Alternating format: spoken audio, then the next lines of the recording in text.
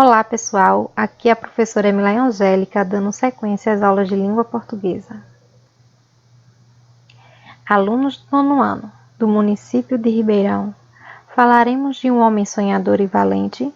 Oxe, igual a ele existe não. Seu nome Luiz Gonzaga, mais conhecido por Gonzagão, rico de talento, rico de alma, até para o Papa fez apresentação.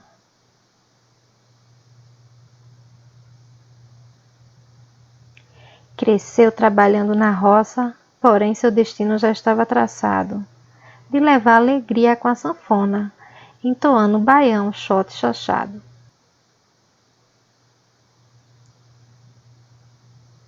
Entoou no fole da sanfona, modas boas de se dançar, cintura fina que nem giló e pau de arara, mas é na asa branca que vai se eternizar.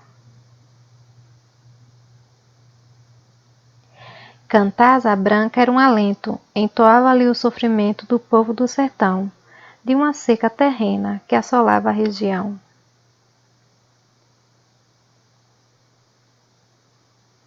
Muitos ali não entendiam, o baião arretado não se esqueceu, mesmo sendo afamado no Brasil inteiro, Exu, lugar em que nasceu. Só que não se vive para sempre, não é mesmo? Luiz Gonzaga, de uma enfermidade terrível, acabou falecendo.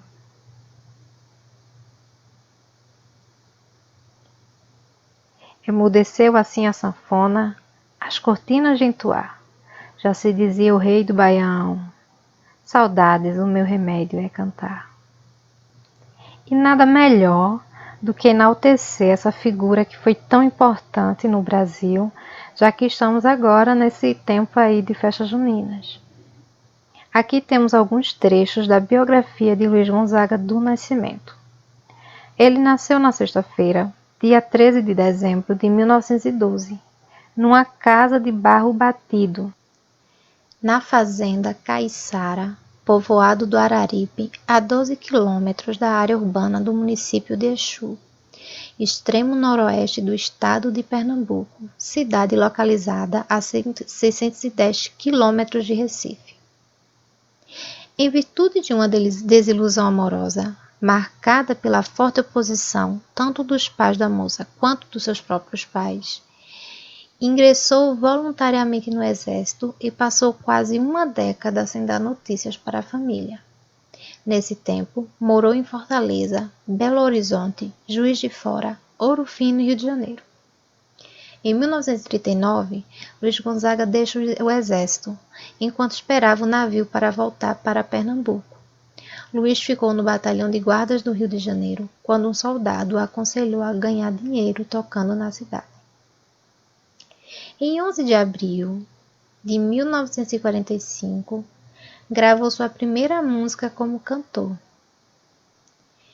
Em 1946, Luiz voltou pela primeira vez à sua cidade natal, Exu, e reencontrou seus pais.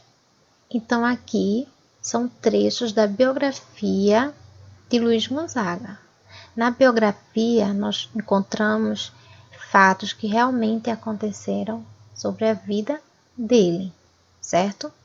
Muitas pessoas confundem muito biografia com autobiografia. Biografia é a história escrita da vida de uma determinada pessoa. A biografia é um gênero literário no qual a vida de alguém é contada, incluindo todos os dados que o pesquisador encontrar. Já a autobiografia é um relato que você faz da sua própria vida, certo? Poxa, Luiz Gonzaga era muito criativo e sonhador, seu nome era talento. Muito lindo ver que ele sentiu saudades da sua cidade natal. Então vejam só, esses dois balões aí evidenciam duas falas, que foi falada, expressada por alguém que leu partes do trecho da vida dele. Quando fala que ele voltou, para a sua cidade natal, que ele reencontrou seus pais após uma década. Então, é com essa referência que esse balão aqui fala. Muito lindo ver que ele sentiu saudades da sua cidade natal. Então, Quem leu o trecho lá da biografia teve a opinião, interpretou que ele se sentiu saudades da sua cidade natal. Já outra fala diz: poxa, Luiz Gonzaga era muito criativo e sonhador. Esse com certeza deve ter lido a biografia completa, porque realmente ele era bastante talentoso. Mas o que quer dizer fato e opinião? Qual é a diferença? Vocês observaram que no início do vídeo eu recitei para vocês alguns versos do poema referente a Luiz Gonzaga. Esses versos falavam a respeito da vida dele, sendo que em verso e prosa, já diferente da biografia. Mas tanto um quanto o outro, nós podemos encontrar fatos e opiniões referentes a Luiz Gonzaga. No caso da biografia, você encontra fatos, que são coisas que evidenciam. Vamos ver aqui alguns fatos encontrados no texto. Nós temos aqui, seu nome era Luiz Gonzaga, então observem, toda vez que se referir ao nome de alguém, o nome de uma cidade, de um país, é fato. É uma coisa verídica. Cresceu trabalhando na roça.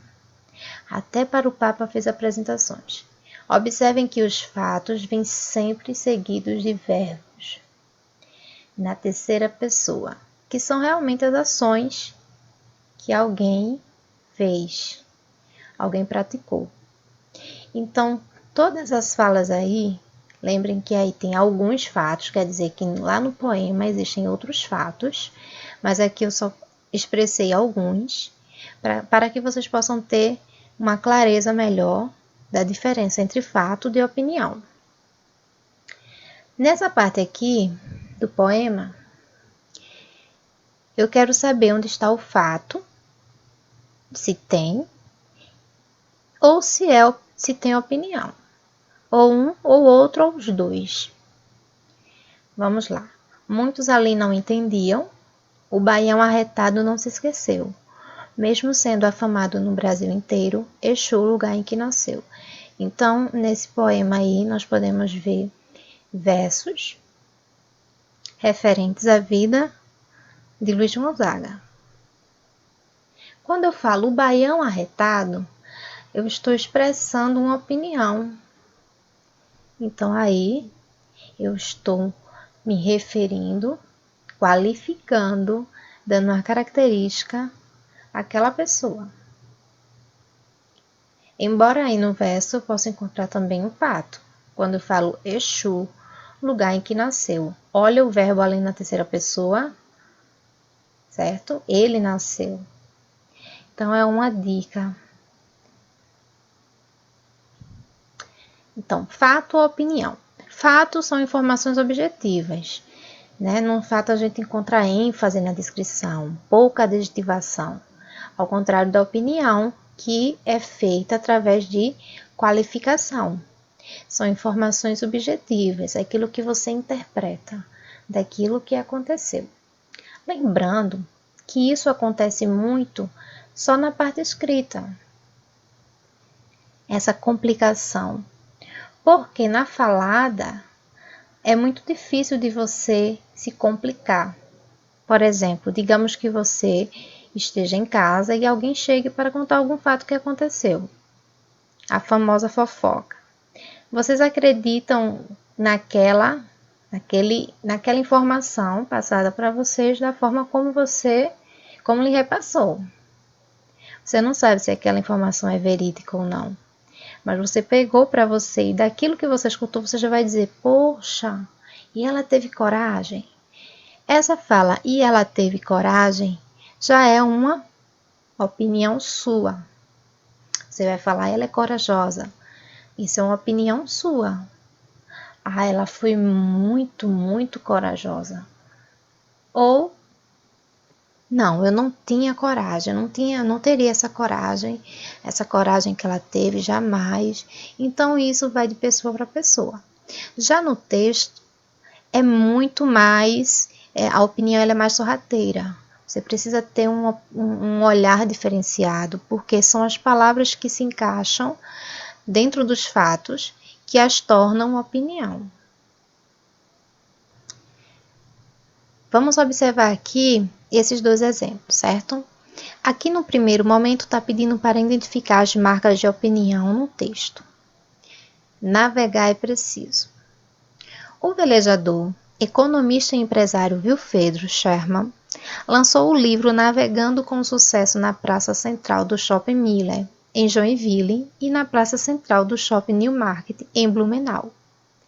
Ótimo contador de histórias, apresentou reflexões sobre o sentido de palavras como sucesso, família, trabalho em equipe, sonho e disciplina. Então, observe.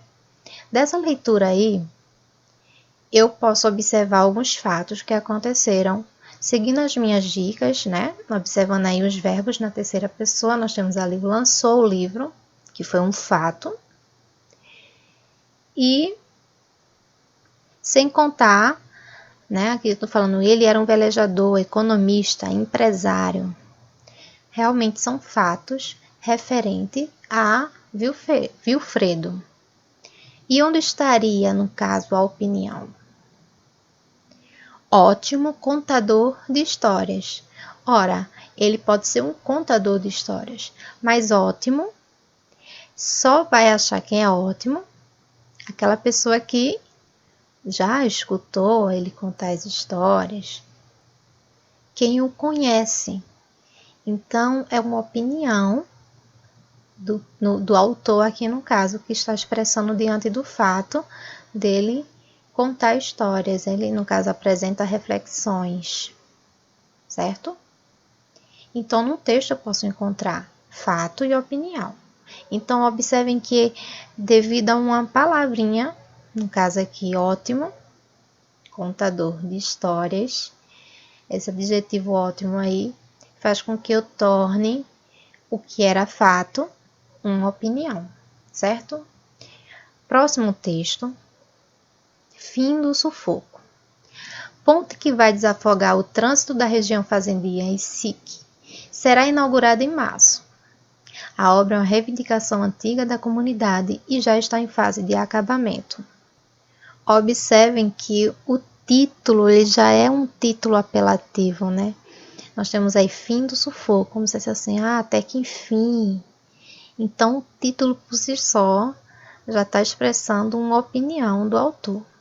Ponte que vai desafogar o trânsito, que vai desafogar o trânsito, né? Não se trata aí de uma opinião, né? Se trata de anos esperando essa obra, no caso aqui a obra é o fato, porém na opinião dessas pessoas aí, no caso aí que estão esperando a inauguração acontecer.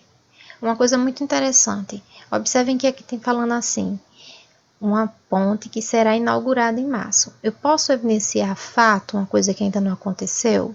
Não, porque se ainda não aconteceu, eu estou opinando, eu estou interpretando, né? Olha, está acontecendo isso aqui e mais para frente irá acontecer isso, na minha opinião. Então é muito importante vocês saberem que fato é o que acontece, certo? E para ficar mais simples, é só vocês observarem o contexto no todo. Aqui trata-se de basicamente uma promessa, né? A ponte que vai desafogar o trânsito da região fazendia será inaugurada em março. A obra é uma reivindicação antiga da comunidade. Então, observa aí, antiga, quer dizer que já se espera muito tempo, ok? Mas o que causa a confusão? A confusão entre fato e opinião é motivo de desentendimentos e mal-entendimentos na vida cotidiana. Vejam só, quando eu falo assim, imigrantes que estão nos Estados Unidos são um grande problema para o país hoje. É uma opinião que deriva de uma análise individual de números, de fatos, de sensações envolvendo os imigrantes. Os fatos são os que embasam o raciocínio à conclusão daquilo que eu li. Então, por exemplo, eu observo lá numa reportagem aquela estatística dali. Daquela estatística, eu vou passar essa informação. Então, no caso, quando eu falo os imigrantes que estão nos Estados Unidos são um grande problema para o país, é uma opinião diante aquela reportagem que eu li com relação ao número, uma estatística, ok? Então, isso acontece no nosso dia a dia? Sim. E o objetivo é diferenciar o que é do que se pensa sobre algo. No caso aqui, o que é o fato. Do que se pensa é a sua opinião, ok? Então, até a próxima aula de língua portuguesa.